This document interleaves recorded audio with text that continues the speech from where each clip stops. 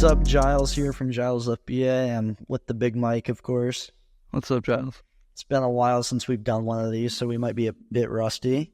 However, we're going to talk Amazon, maybe some sports cards, some recent reselling plays, and stuff like that. So, Michael, do you want to kick us off?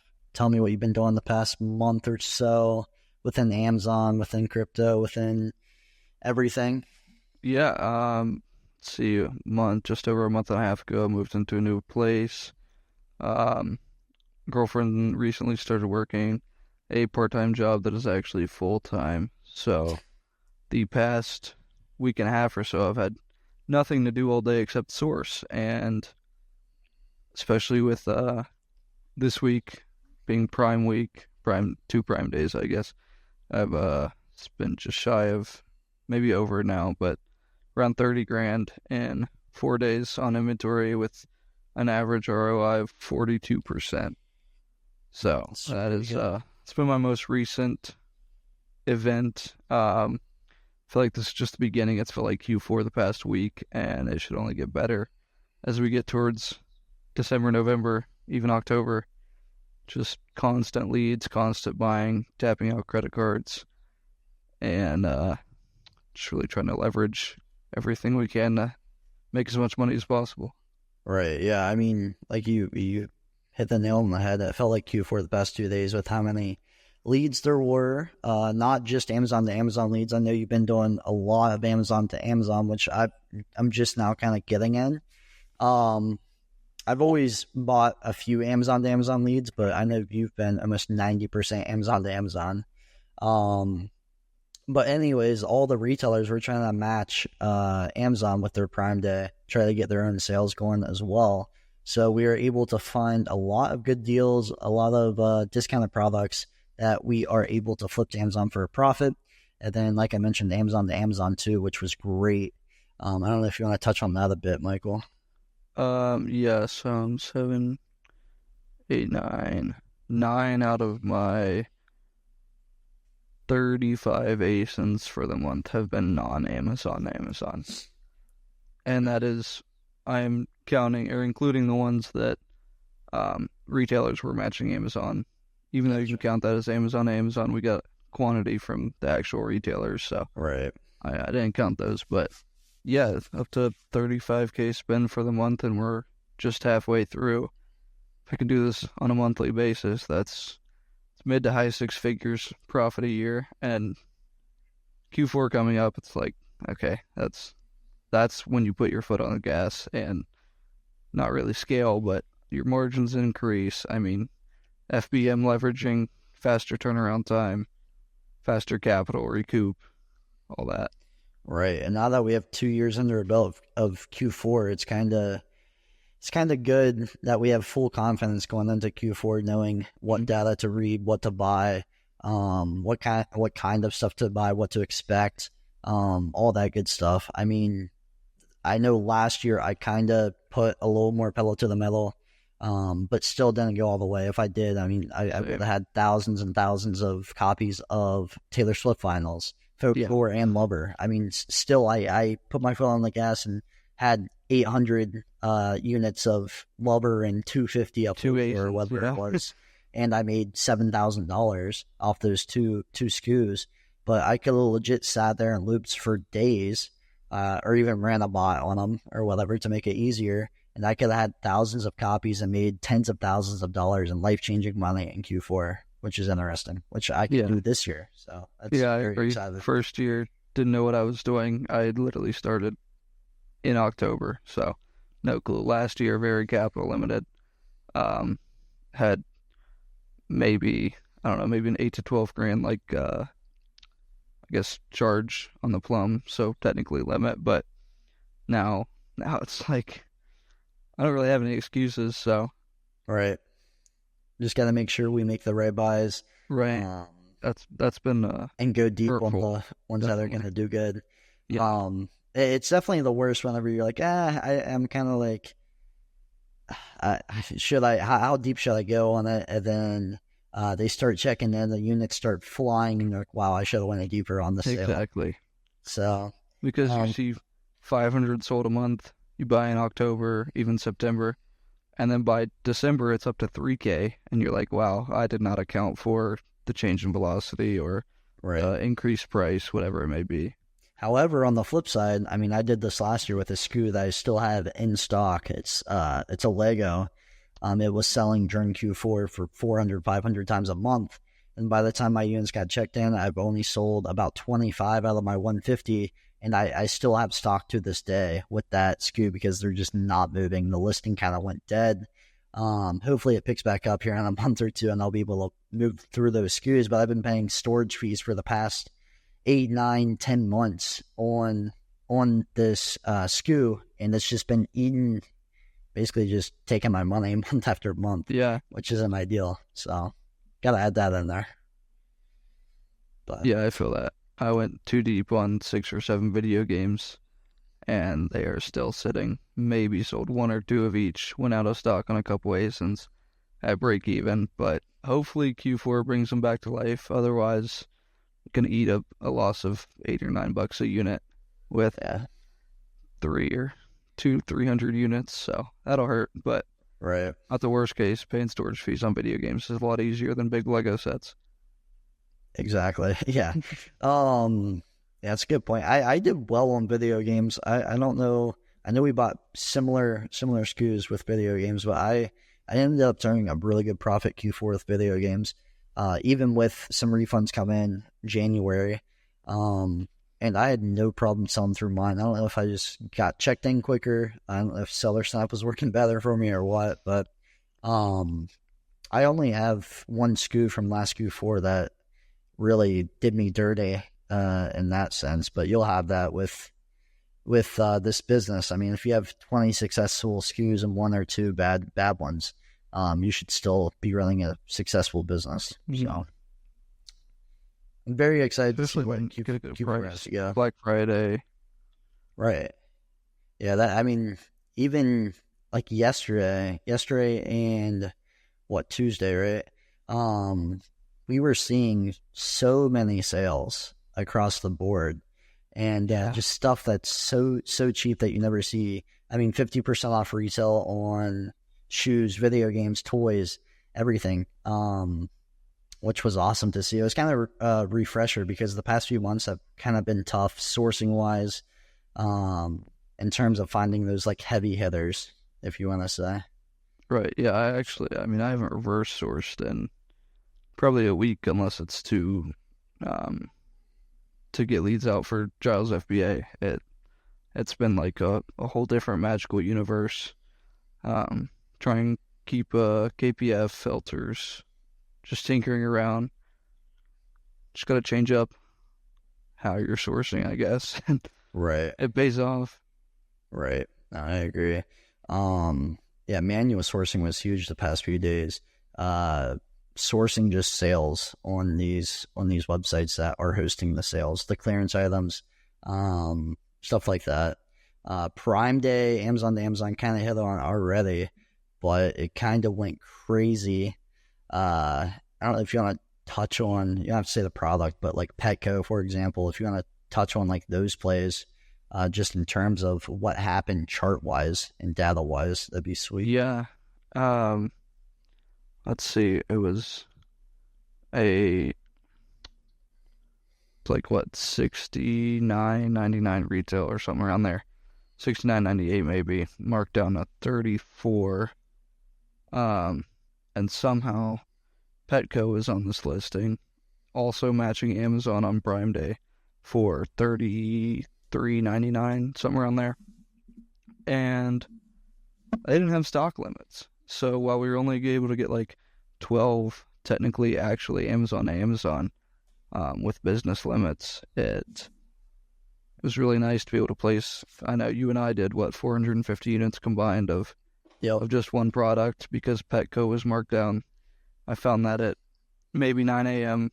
I thought they'd be out of stock by 3 p.m. and you texted at noon saying they were gone.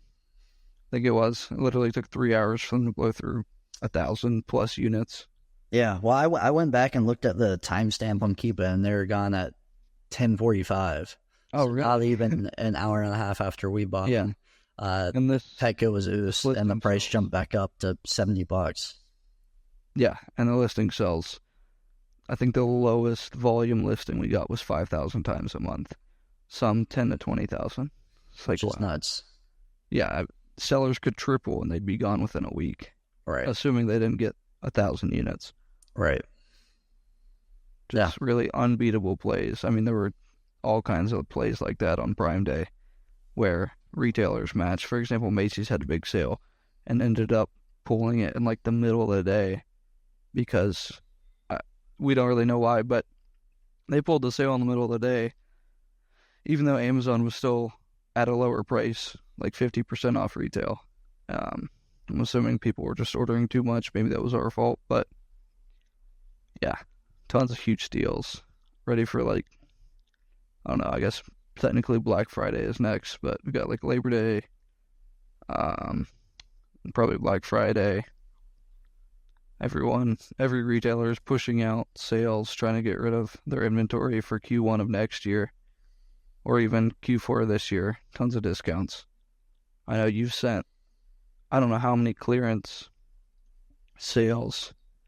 I mean, 70% off, 50% off. Kohl's cyber deals. Yeah, 5 deals in a day. Great manual source.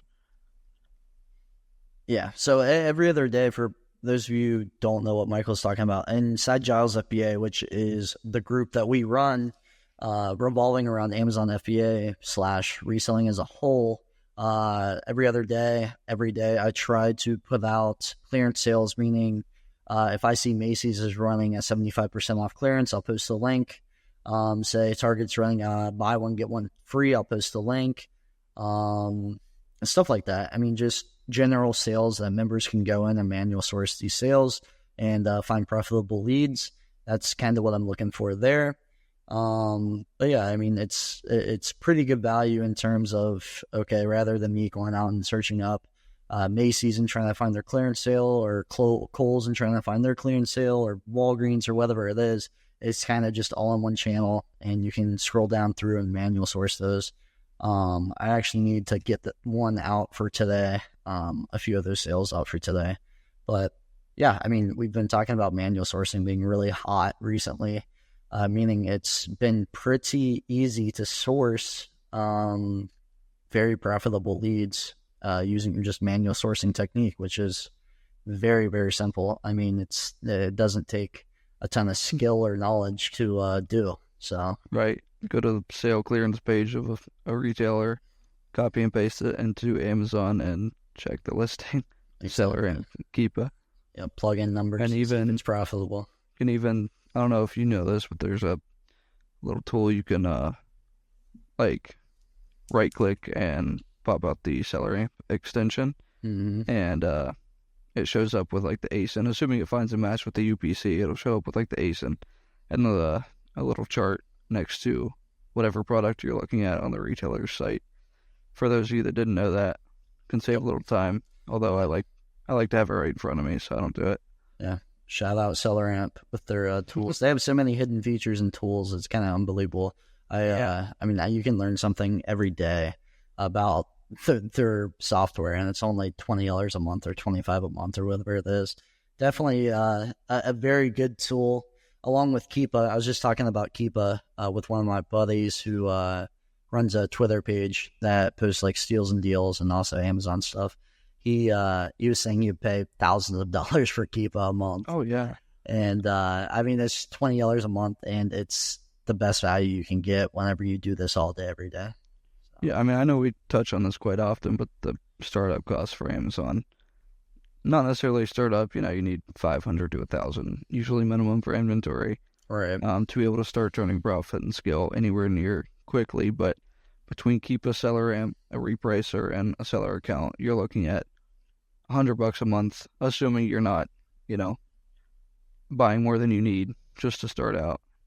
I think our expenses are probably $600 or $700 a month, and that's on the very high end for most people. Right.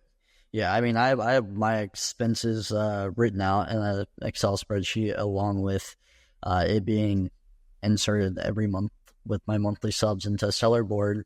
and I believe I'm at that 550-ish mark, 550, 600 mark monthly. You guys just starting out, like Michael said, you can spend bare minimum $100 a month, maybe 150 with all the subscriptions that are essential before you really start going. But yeah, I mean, Seller Amp, keep a $20 a month a piece. Amazon Seller Central subscription, $40, that's $80. And then maybe Seller Board, another $20. It's $100. Obviously, you don't have a repricer. Add a cheap repricer in there. Be cool. Another $20. You're up to $120 a month. So it's nothing crazy there. But like Michael said, the more money you have for inventory, the better. It's obviously easier to flip $10,000 into $2,000 profit than it is $1,000 into $2,000 profit. Right. So Yeah, more money, the better. I mean, some of you are responsible leveraging a 0% APR card, usually 12-month. Like I just got the Chase Inc. Business Unlimited. It's right in front of me. Can't show it, unfortunately, but No, I just got that. Give me a low limit, and I've already maxed it out. But minimum payment, according to a friend, said it'd be like $50 a month on a $3,000 credit card balance, or $50 minimum, and you're not paying any interest until 12 months is up. So assuming you get a solid limit, it's a great way to scale. Be responsible, but yeah, still don't advise for new sellers, but as you get going, I did it. It's worked out. I still do it, but it is risky. Obviously, that's part of the game. However, if you have cash for inventory, definitely go that route. Yep, agreed there. Anything else Amazon wise? I think we hit on a decent chunk of it. I don't believe so. You have any goals you want to hit Q4, profit wise, sales wise? Question. I think last Q4 or last December, I did 10 to 12,000 profit in December, and like I said earlier in this video, it was mostly Taylor Swift vinyls, and then a few other. It was literally like 5 ASINs. Maybe last Q4 I did Q4 as a whole 30,000 ish roughly profit. That's around where I was as well. Which isn't anything crazy, but I personally don't pull any. I don't go the route that Michael takes with credit. Obviously I use a credit card, but I always have the cash in hand. Just because I went through kind of a deactivation in January just for it was a successful verification thing, but like they held my payments. So it's like if I had a 30% credit card and I had 20,000 on it, then that could obviously rack up interest very quick and I could go down a hole. I got my money back a few months after, but Amazon can definitely do some things with your account that isn't ideal. I mean, I see it every day running a group. A lot of people get deactivated for very dumb reasons. A lot of them also get their accounts back and obviously payments released. However, some people don't. So, however, also some people it's justified that they don't get their account back. So I don't know. It's like Michael said, it's risky. Along with any other business, if you were to build a brick and mortar and try to start a restaurant in your hometown or something, it's going to be risky. Same way as Amazon business. So, but goals for Q4. Good question. I have more capital going in, which is obviously a good thing. I would like to probably double what I did last year for Q4. So 60K profit would be kind of nuts. I feel like spend wise, it's very, very possible. Kind of similar to you. Past month, I probably spent close to 40,000. Maybe 40,000. So kind of ramping up the spend. Like I said, I have more capital to play with. I'm more confident in my buys. I can't tell you the last time I did like a test buy. I'm very confident in my buys now. The knowledge is there. I'm fine dropping 10K on a SKU. which a year ago I'd be like, no, I mean, my max is like $1,000 on the SKU. So Right, yeah, I'm gonna stop at 20 because I've never gotten more than 10 of a unit. But yeah, it's like I'm gonna stop at 200 so you guys can have some instead. But yeah, the confidence is definitely there for the buys reading the data. That could bite me in the butt. I'll let you know in a later podcast. Hopefully not though. Hopefully I'm saying I'm making a lot of money. However, yeah, I'd say 50,000-60,000 profit in Q4 would be nice. Yeah, how about you? Yeah, I'm kind of there with you. Obviously, right now I'm pretty tapped on capital, but come 2 or 3 months, past month has been pretty slow after moving in. Didn't have a whole lot of time to work, but it's obviously ramped up a crap ton, and I'd like to triple what I did. I was right around 30 grand as well. A lot more FBM. I'm not like gonna say, okay, I'm not gonna FBM. I'm gonna have prep do it. Right. Like, I don't care at this point. It's Right. it's worth a 3 month sacrifice for possibly 30K a month, which is what I'd like to do average. I'd like to be a little under 100K for Q4 as a whole. Yeah. Is that feasible? We'll see with my limits, but with FBM turnaround time, it should be a lot more feasible than, say, Q1. Yeah. Honestly, though, last year FBA wasn't even bad. I mean, I was buying vinyl. I was buying vinyls up until second week of December, and granted, I was still getting sales after Christmas, so end of December, early January. However, the check-in times were fairly quick for me. I don't know if that was location of prep. I don't know. They just hired people. I think the prep center is just in a great spot. Which, if you need a referral for a prep center, hit me up on socials. I'll get you that referral. You have to be moving over 300 units a month. But yeah, I don't know. And for context, East Coast is much faster from experience check-in times than West Coast. Yeah. We do have an East Coast prep center. They are super quick. I mean, my stuff usually arrives in 1 to 2 business days, assuming it's not going across the country like some shipments have been recently, but right. That's not the point. Yeah. Now I will say with you, FBM is definitely easier for a guy like you. With me, it's kind of, I'm in a weird spot, like living wise for the past few years, just because I bounce around between kind of 3 different areas, kind of nonstop. I don't really have like a home, some would say, if that makes sense. So I'll probably still toss off my FBM to prep. If I don't just FBA most stuff, but right. I don't know. After this year, I'll probably get an apartment and kind of settle it down. Hopefully before I'll actually be able to grind out FBM, hire someone for $15-$20 an hour, just grind out FBM sales. I think that'd be super fun and very profitable. I would definitely say, I mean, anything over $20 or $30 buy cost around there would be a prep FBM, but any lower than that, and it's probably worth it just to do it yourself, especially if it's a smaller item. Right. But again, we'll see. I don't know. I don't enjoy buying things sub $20 buy cost just for hassle. Yeah, I mean, ease of price tanking. I'd never buy anything like you said under $20. There's some, yeah. I mean, let me talk about Minecraft. We were talking about video games, talking about like some recent cooks. Minecraft, we posted it to the group multiple times. However, Walmart, Target, Best Buy, like all the big box retailers did 50% off on Minecraft. Retail $30 was knocked down to $15. And this was for probably 2 weeks at a time. So me and the guy that works with me looped for probably a week straight on those 3 websites, Walmart, Target, and Best Buy. And we ended up getting around 300 units, buy cost, like I said, 15, sell cost, roughly 30, anywhere between the 29 and 33 range.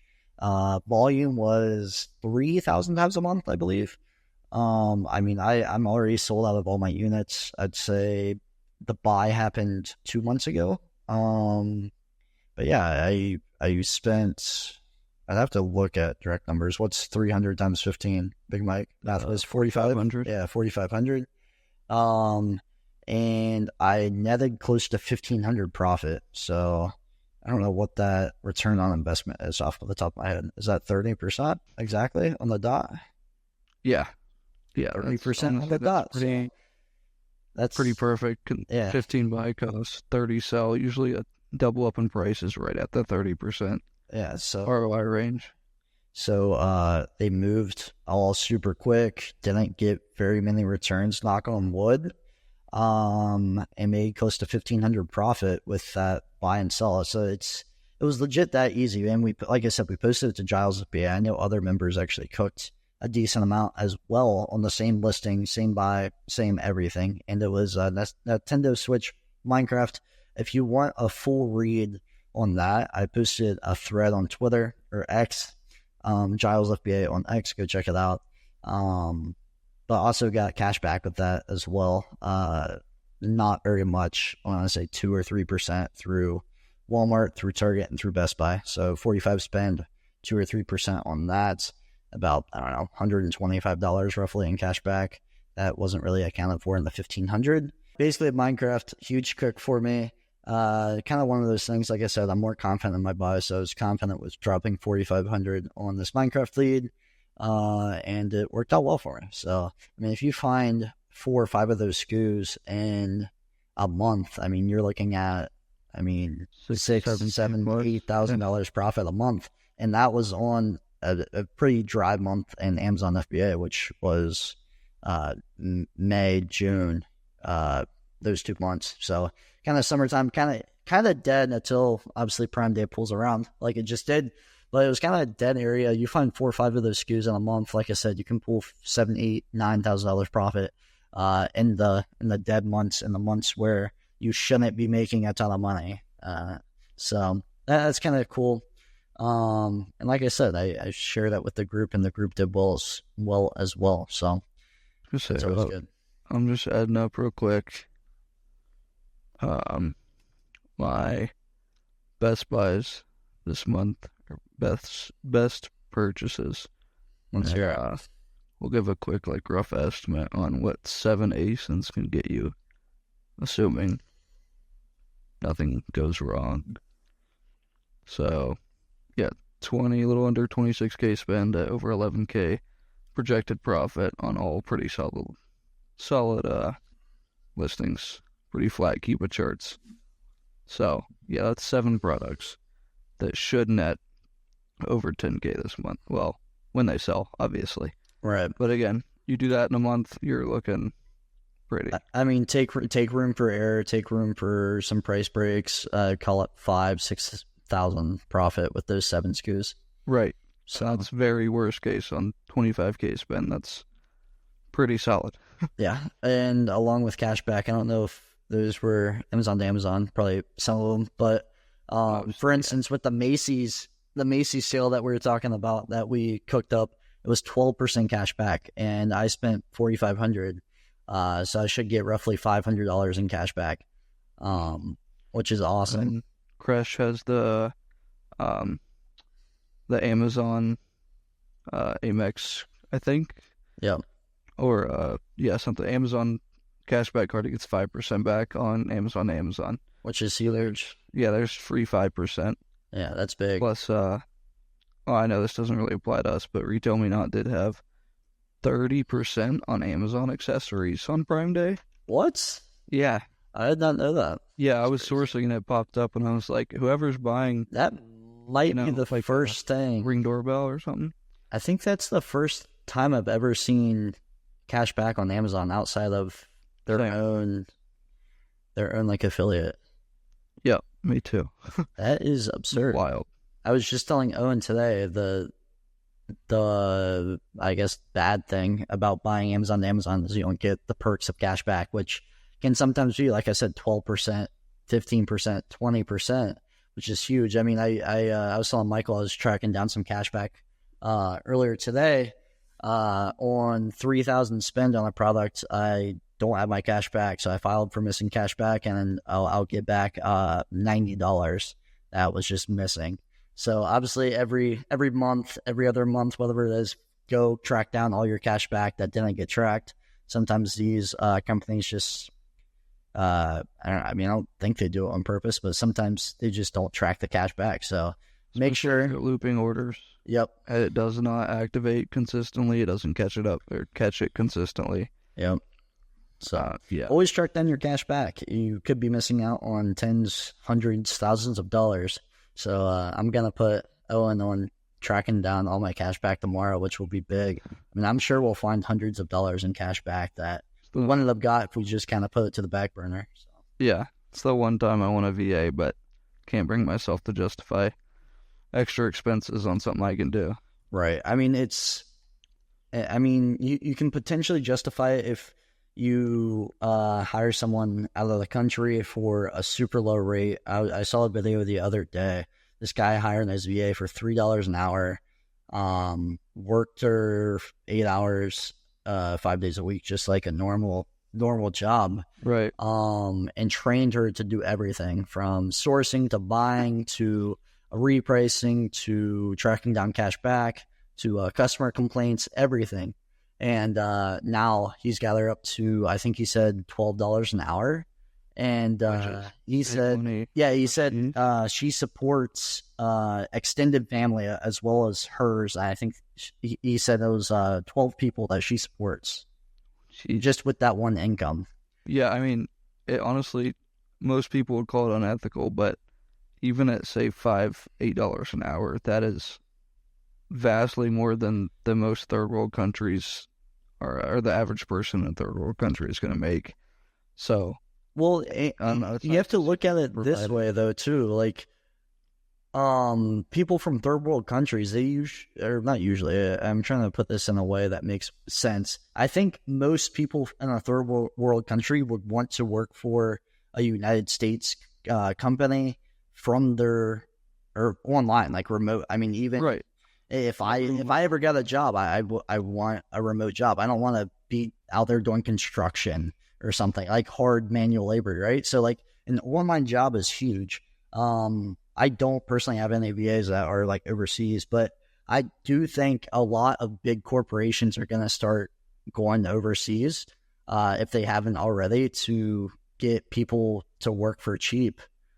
Just because this guy said this girl's the most loyal person he's ever met, which is insane. So, yeah. Shout out to the cat, by the way. Yeah, that's Milo, newest addition to the family. Newest? I thought you had him. We've had him since Valentine's Day, but he hasn't made the podcast, obviously. Since Ashley and I just moved in together. Right. But yeah, I don't know. VAs, you might want to look into one. Just super cheap, very inexperienced, and then you just train them to do everything. I mean, you have a call twice, 3 times a week for 2 hours, and you just sit on a Discord call with your face cam, with your mics, and you just share your screen and just go over everything you're thinking, everything you're doing. I think it could potentially be big for you in terms of just saving time. Well, first, like Amazon can be a very time very time consuming when you're running your business. Right. But at the same time, you can definitely make it be very hands off in terms of, I know like David, we've had David on multiple times. He's his Amazon business is 99% hands off. Like he has VAs running his entire business. And he puts it his stats last month or a few weeks ago or whatever. And like people were dogging on him because he had like 45K in sales, but only made like 9% profit or something. And 4% net. 4% net. Like 1,200. Yeah, and people were dogging him like, why 4%'s tough, blah blah blah. And he's like, well, I don't do anything for it. So he's making working 1 hour a week. Yeah, working 1 hour a week for $1,200 a month is $300 an hour. Right. It's like, an hour a week, he said, I believe. Yeah. It's like, if you could do that with 4 or 5 businesses and literally live pretty above most people's means for 8 hours of work a month. And imagine if he took instead of 1 hour a week, it was 1 hour a day, and he perfected his employees into sourcing better, making better buys. Maybe they're not tracking down all his cash back, like stuff like that. Then he can turn that 4% into 15%, and then 6 months later into 20%. Now, another 6 months later into 25%, and now that 45,000 in sales turns into 10,000 net profit or whatever. So Right. I don't know. I mean, I've literally worked. Past 3 days have been like pretty heavy, 9 hour days. But Right. if I've hit more than my spend goal for the month. Definitely a profit goal for the month. Obviously, I don't want to slow down, but if I did this monthly, okay, I'm at 24 hours in the past 3 days, and should make over 5 figures. Right. Based off of these purchases. I mean, hourly wise, and you get out what you put in, but can really take a little bit of time just to make a lot of money if you're doing stuff correctly. Well, that's what you see in Jyles FBA, for instance. We have a lot of people with a 9 to 5 that do Amazon on the side. So they're working their 9 to 5 job where they get insurance, base pay, base salary, all that good stuff, and then they fund their Amazon venture, their side business, with their base salary. Or let's say they use their base salary to pay all their bills and all that fun stuff, and they use Amazon money to for their fun money. Oh, vacation, yeah. So vacations, toys, all that good stuff. So yeah, I mean, we have a lot of people in Jyles FBA that work a 9 to 5, and then they do Amazon on the side for an hour or two a night, and they make $1,000, $2,000, $3,000 profit a month just from their Amazon business, just from turning over their profits and reinvesting, and hopefully building up, and continue to scale. So yeah, but yeah, there's a rant. So, anything else on the Amazon side? I don't believe so. Okay. I have 705, by the way. Yeah. I have a few things I want to hit on real quick. Donald Trump released presidential golf shoes. Only 1,000 pairs made. They're hideous. If you haven't seen them, go check them out. They're $500 a pair, and they're currently not reselling. So that was kind of a bust. However, the shoes before he released just normal like sneakers. They were, I don't know if they're quite 500 a pair, but they're $300-$400 a pair, and they're selling for like $2,000, $3,000, $4,000, $5,000 a pair. So I feel like a lot of resellers kind of jumped on this, and they kind of bricked it. But if you're looking for like a cool, like kind of unique hold, maybe go buy a pair on eBay for $600 and hold them for a few years, and maybe they'll be worth something. But yeah, so. And then also, Donald Trump almost got assassinated. Hopefully that doesn't suppress the pod. But that was kind of nuts. If you're left or right, I mean, either way, a former president almost getting assassinated is kind of insane. I know I was playing in a golf scramble at the time, and that was 30 minutes away from Butler, PA, so that was kind of interesting. But yeah. Good thing he didn't get assassinated. Yeah. I mean, when was that? Saturday. Last Saturday. Oh, okay. Yeah, I had actually just left, or I was leaving to go pick up a friend from the airport in Pitt, so somewhat near there. I mean, yeah. I know where you were, so we had to be within the near vicinity. Right. It's weird to think about. I didn't even realize that. Yeah. So, but anyways, you want to talk about your crypto run that correlates to Trump? Oh yeah, I mean, I wouldn't say buy run. You don't really want to talk about it, right? I don't really want to because it wasn't an L, but I just missed out on thousands, if not tens of thousands of profit. I mean, the day that happened, the whole crypto narrative meme coin was, the Trump shooting, and one token fight, I believe it was like Fight for America, which correlates to whenever he like got back up and was like fight like the fist thing, yeah, right. And I got in at like 250K, sold at like 300K market cap for. Which explain what that means for people that don't know. So I mean, market cap really just correlates to what your money is worth. So at 250K, it could be, say, $25. At 300K, it'd be worth 30. However much you have in there correlates to market cap. And I think I had like $400 in, and it ended up going to 84 million after I sold at 300,000. So if we, let's see, Do the calculations of this. 84 times 4, 336. I think I had just 0.1 ETH, but actually it may have been like 0.03. We'll just keep it conservative because I'm pretty sure I didn't have a ton. But yeah, that would have been worth over 10 ETH, so over 33K at peak. Actually, I'm not even sure if it kept going. I can't open the tab because it just makes me sad. Oh, come on, open it. See what it's at. All right, we'll see. For the pod. All right, hold on.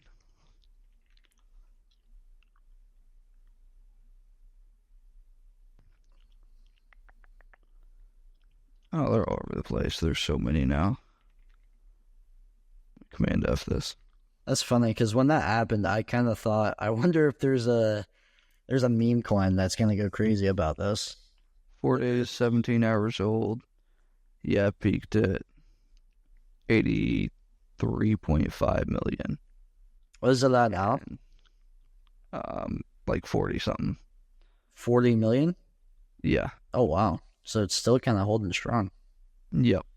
Wow. I mean, it's definitely gonna die soon. I'm sure that the hype is gone, but yeah. Let's see. Show my trades. I don't know. I'm not even going to. No, do it. I can't scroll that far back. No. I don't believe. Tough. Okay, well, there's a updated crypto play from Mike, who's been at DGen lately. Let's see that. Any update with TikTok Shop? Are you still making sales? Barely. I had like $200 payout. Ordered some products. Yeah, I know. I haven't touched it in 6 months, and it's still racking up. But that's crazy. I actually did order a few things. When I start making some more videos, finally got a few products, but not sure. Need to be looking for the next one because most of them have been, I guess pump and dumped. They're kind of on the decline now in terms of like viability. Right. Well, there you go. And there goes the cat. All right. Well, that's all I got. You have anything else? That is all from me. All right. Well, appreciate everyone listening, watching. We'll be back hopefully not next week, but the week after. Yeah. Subscribe, like, all that good stuff, and see you guys later. Peace. See ya.